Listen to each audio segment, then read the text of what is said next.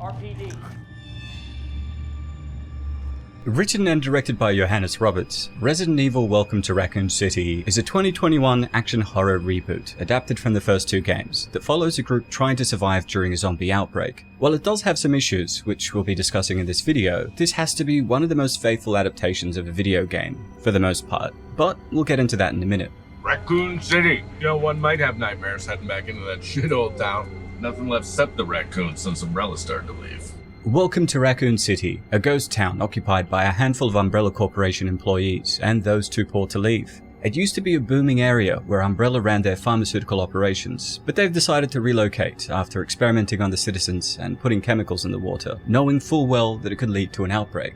Umbrella, a couple days ago they had a little incident, like Chernobyl, if you know what I mean. They've been trying to contain that shit, but the genie is out of the bottle now. The film tells two parallel stories. The first focuses on Chris Redfield, Jill Valentine, and Albert Wesker, all members of the Elite Stars Alpha team employed by the Raccoon City Police Department. They are sent on a mission to investigate the mysterious Spencer Mansion after the Bravo team goes missing and find that the place has been overrun by zombies. This storyline is essentially the first Resident Evil game with a few changes.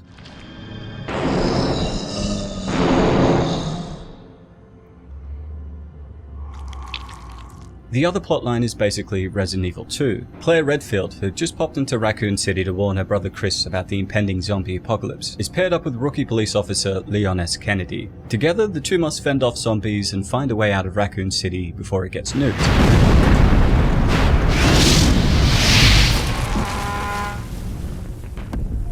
The movie essentially blends elements from each game in interesting ways. Technically, Resident Evil 2 takes place about 2 months after the first game, but the movie reimagines it as taking place concurrently. Here, plot lines between the two are blended, making it so that characters like the Birkin family are there for the events of the first game. William, what have you been doing down here? God's work. Impressively, the movie also incorporates lesser-known characters and plotlines as well. Roberts clearly knew his stuff as he included Lisa Trevor in the movie. The film reimagines her as a more sympathetic character who befriends Claire and helps the gang when they're in trouble. And it's kind of funny to see a character who has a habit of stealing and wearing people's faces be treated as a friend and not foe, but it works in the context of this film.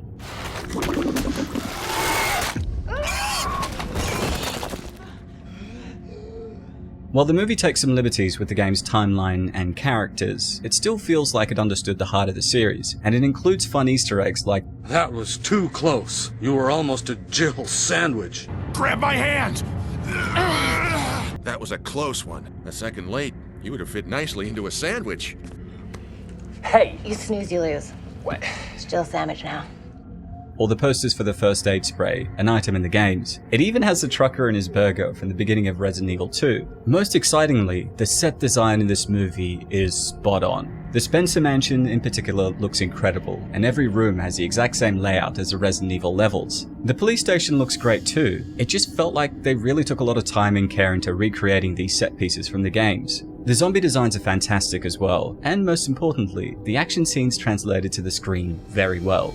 In particular, there's a scene where Chris is in the mansion and struggling to fight against the zombies in the dark. The camera goes into this first-person view while he frantically swings his gun's light around the room and defends himself. It's an accurate representation of what it's like to enter a new dark room in the games and have to figure out where the enemies are coming from.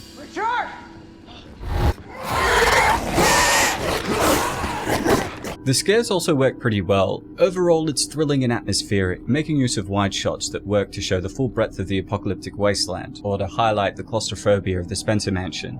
I honestly wasn't surprised when Roberts revealed that he was hugely influenced by the works of horror maestro John Carpenter. In an interview with Dread Central, he explained how he incorporated Carpenter's use of widescreen anamorphic lenses and his unique style in setting scenes up. But as much as I'm hyping this movie up, I have to admit that it does have a few flaws. The biggest problem, it tries to fit way too much into one movie. You've got the plot of multiple games shoved into one story, and while I do think it's cool that these Easter eggs were included at all, a lot of the nuance is just lost because there isn't enough time to explore each character or setting sufficiently.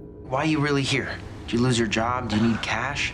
You show up here, you break into my house. What kind of person can pick a lock like that? Really, this would have worked better as two separate movies that focused on adapting one game at a time, and then maybe each movie could incorporate certain minor elements from other games along the way, instead of mashing together major plot points. My guess is that they weren't too confident that a Resident Evil reboot would perform very well, and opted to pack a lot into one movie in case they weren't cleared for the sequel. The characters and casting are also a bit hit or miss. The most glaring miscast is Tom Hopper as Albert Wesker.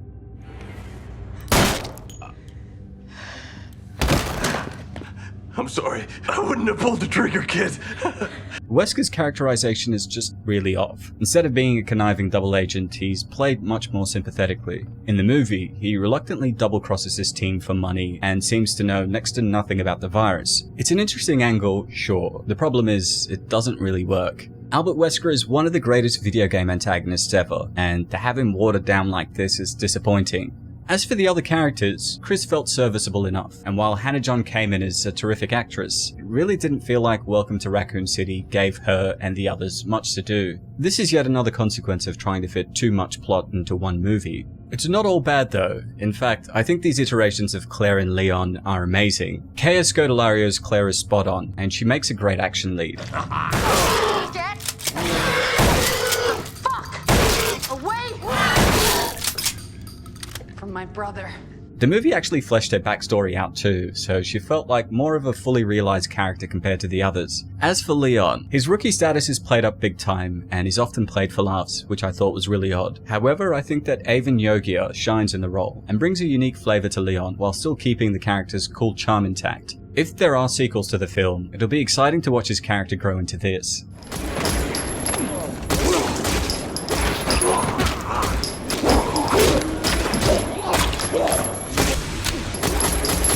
Even in the places where Welcome to Raccoon City's footing was a little rocky, it still felt like an overall fantastic adaptation. Roberts has expressed interest in doing sequels, as have the cast, but at the end of the day, as always, these decisions will ultimately be made by the studio based on box office numbers. With that said, for more Resident Evil lore, don't forget to check out my Resident Evil playlist. I'd love to know your thoughts about the film, so please share them in the comments below. Don't forget to hit like and subscribe if you enjoyed the video, support the channel on Patreon, come join our regular streams on Twitch, and be part of the public Film Comics Explained Discord server. Links in the About Me and description below. As always, it's been a pleasure. Niyat here with Film Comics Explained. Thanks for stopping by.